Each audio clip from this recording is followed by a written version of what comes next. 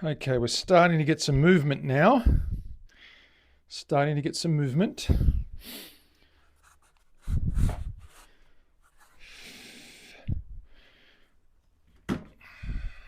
Might need the aid, to enlist the aid of a clamp.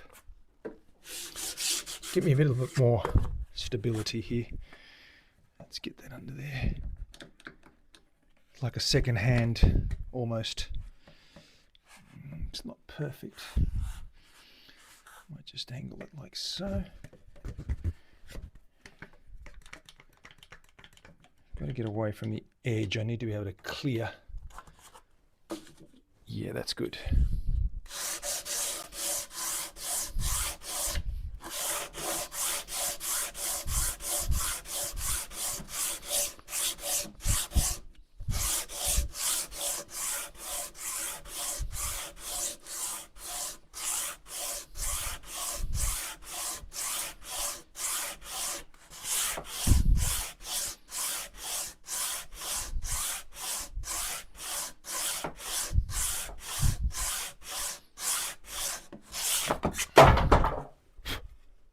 Because we need some downforce.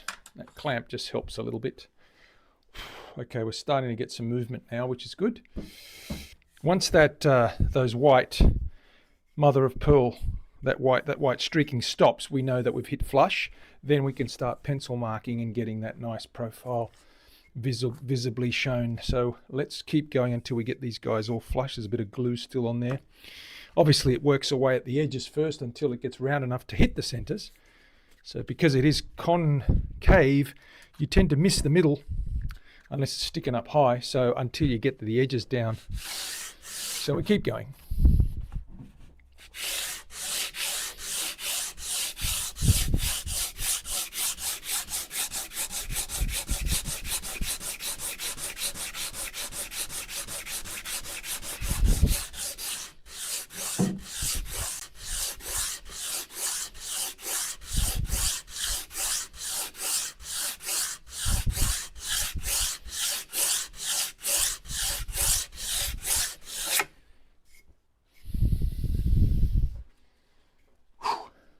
Let me just take a break. Going to take this coat off because it's a little bit on the warm side. Man glitter, absolutely. Yep, that's exactly right, Maui Lin. We use the dust to match any cracks or any gaps. If we have a rosewood piece that's got a little gap or a hole in it or a little tiny pit, we can fill that in with a little bit of super glue or wood glue. Mix it up, make a little putty, a little paste, and it's sort of good for the color matching. It's also good around, it's also good around inlays. When we inlay something, if there's a little bit of a gap, sometimes we work the inlay hole a little bit bigger to get the piece fitting right, and then we backfill that with the same color dust, and it tends to, once you polish it, you can't really see it helps hide any gaps or join lines. So it is quite helpful to save that. Let me just get rid of this top here. Yeah, that's better. Oof. Oh, it's a bit warm, especially with all that kerfuffle and scraping and what have you. Oh crap, I just hit my wrist, that hurt. Okay, so put this thing back on, like so. Are we good? We're good.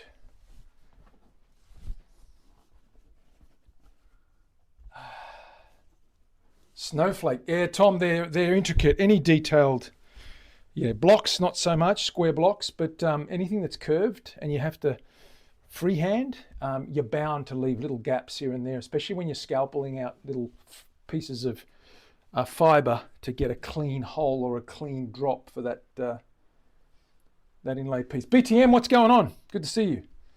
We're doing stuff. We're workbenching. We're sanding. So what have we done?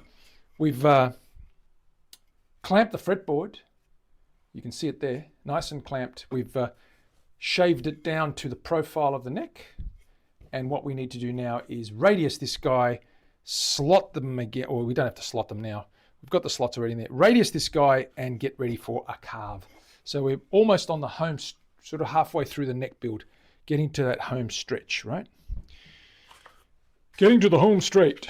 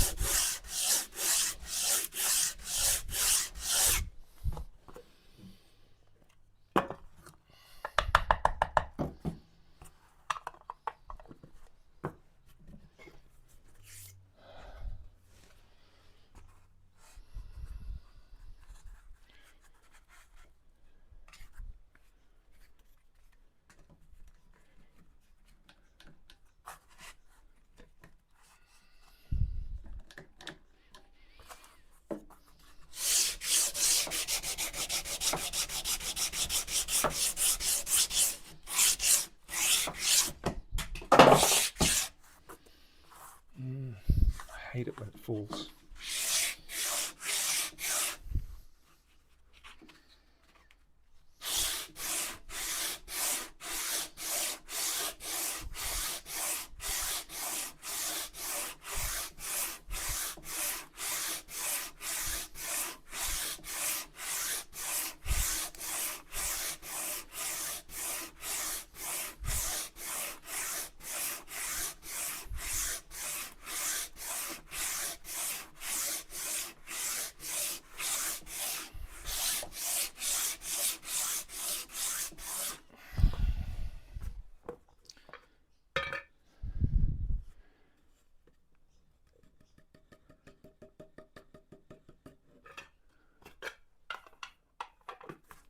Catch as much as that dust as we can.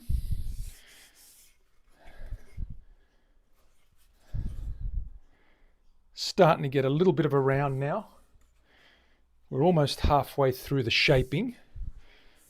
So a little bit more work's required, obviously, or a lot more work's required actually. But let's keep going.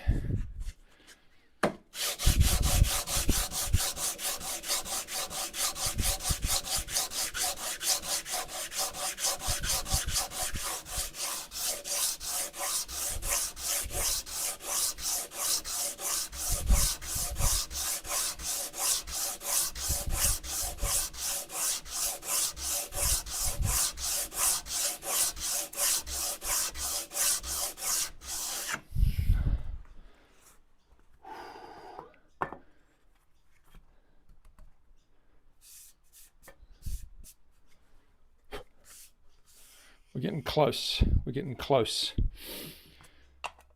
That'll start turning in a minute. Once that center line goes, we'll start scribbling and go up to 120.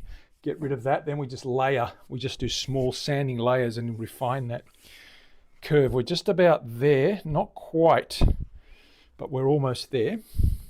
So another couple of 100 strokes, we should be good to go. As they say, oh, there's a whole bunch of good rosewood dust down here. There we go. It actually builds up quite quickly. It's pretty good. Ooh.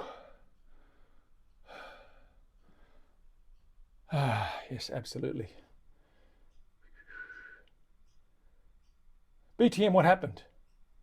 The Dean? Wrong locking tuners. Damn! Yep. Yeah, I mean, you know, Tom, we could take breaks, but because of the time, I just keep going and plowing through it so that you guys have got something to watch.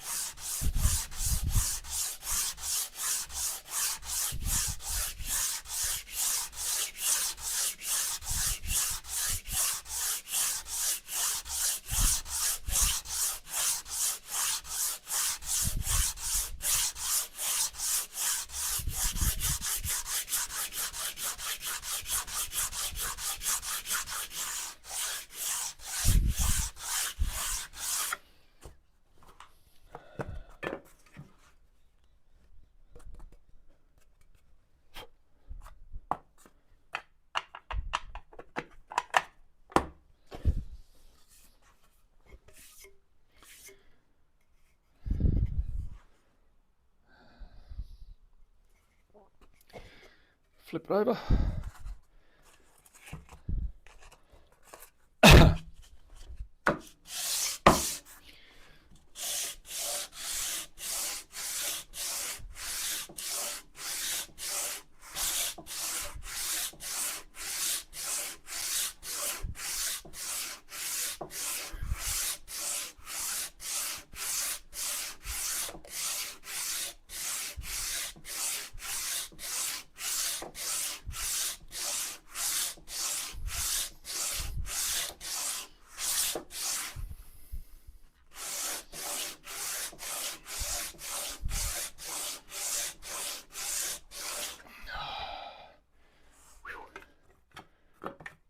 Oops.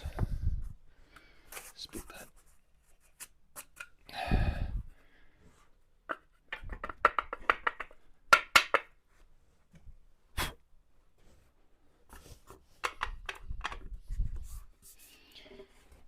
Okay, that's starting to look good.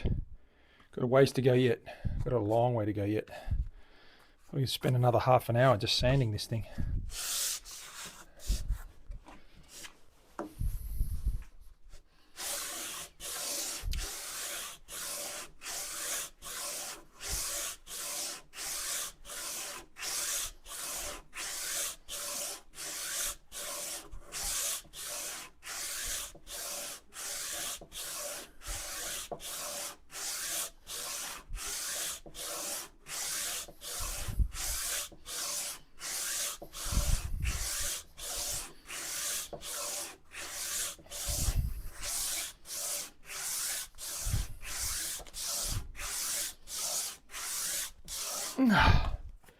I'm putting some really strong downward force on that too, so it does, after 25 or so strokes, it does tend to cramp up your arms, but that's why I stop and flip it over.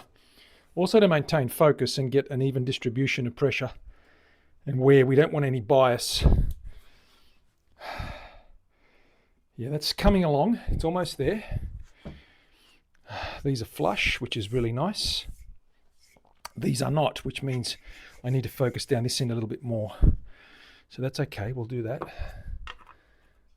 They may have been sticking up a little bit further as well, and these ones not so much.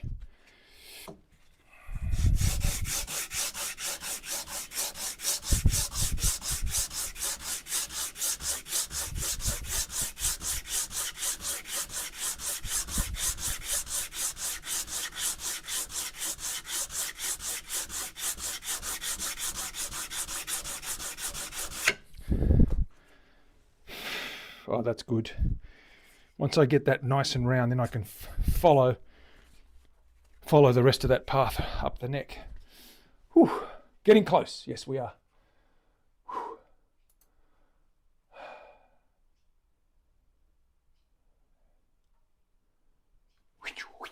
It's like a washing machine with a spun bearing, Tom. That's what it is.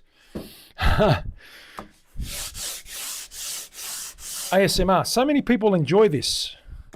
I wish I could say the same.